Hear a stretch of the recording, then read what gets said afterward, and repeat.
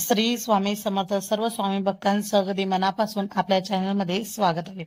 आज आपण बघणार आहोत, अनेक समस्या आहेत, तर श्री स्वामी समर्थांचे हे उपाय लाभदायक ठरतील. चला तर ते आपण बघूया. आपल्याला अनेक अडचणी येत असतात. दुःख, भीती, चिंता, काळजी, नकारात्मकता नेहमी आपल्याला चिकटून असते. काही काही वेळा अडचणींचे लवकर निरसन होत नाही. अशा वेळी सकारात्मक व्हावे, नामस्मरणाची शक्ती अनुभवावी. श्री स्वामी समर्थ. आपल्याला अनेक अडचणी येत असतात.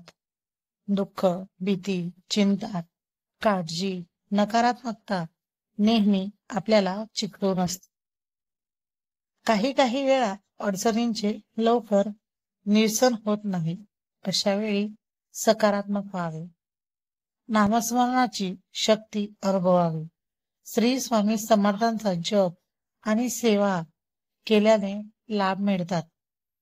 प्रत्येक सेवेकऱ्याला आपला एक अनुभव आलेला असतो, तर आपल्याला अनेक अडचणी लवकर दूर व्हाव्या याकरता हे उपाय करून पहा. दररोज घरात श्रीसूक्त पठण केले असता त्या घरात धनधान्याची कमतरता भासत नाही. लाल रंगाच्या अरिबीमध्ये तांब्याचे एक नाणे मुख्य प्रवेश द्वारावर बांधल्यास घरात सुख, शांती व धनाची वाढ होते. प्रत्येक गुरुवारी तुळशीस दूध अर्पण केल्यास धनलाभ होतो.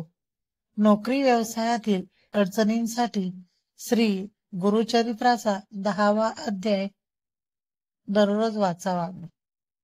कोर्ट कचेरी यांचा फेरा बऱ्याच वेळा त्रासदायक यातना काहींना देत असतो. अशा वेळी श्री नवनाथ ग्रंथाचा 3रा व गुरु चरित्राचा 14वा अध्याय रोज 2 वेळेस वाचावा.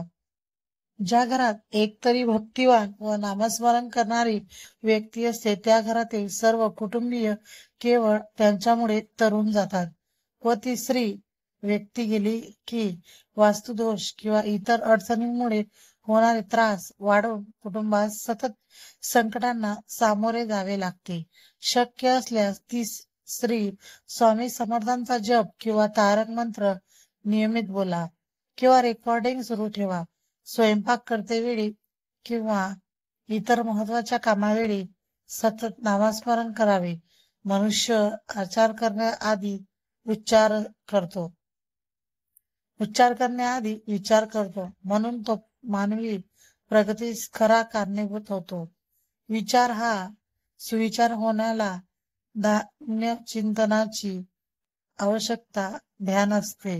म्हणून ध्यान धारणा, मनन चिंतन याला फारच महत्व आहे.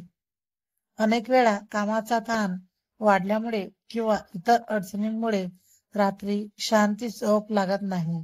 अशा वेळी आपल्या इष्ट देवतेचे किंवा श्री स्वामी समर्थांचे नामस्मरण करावे. यासोबतच ज्ञानेश्वरी या ग्रंथातील 12व्या अध्यायातील पहिल्या 16 ओळी वाचाव्या, म्हणजे शांत झोप लागेल. मित्रमैत्रिणींनो, तुम्हाला हे कसे वाटले मला कमेंटद्वारे कळवा आणि आपल्या चॅनलवर नवीन असल्यास लाईक करा, शेअर करा आणि सबस्क्राईब करायला मात्र विसरू नका.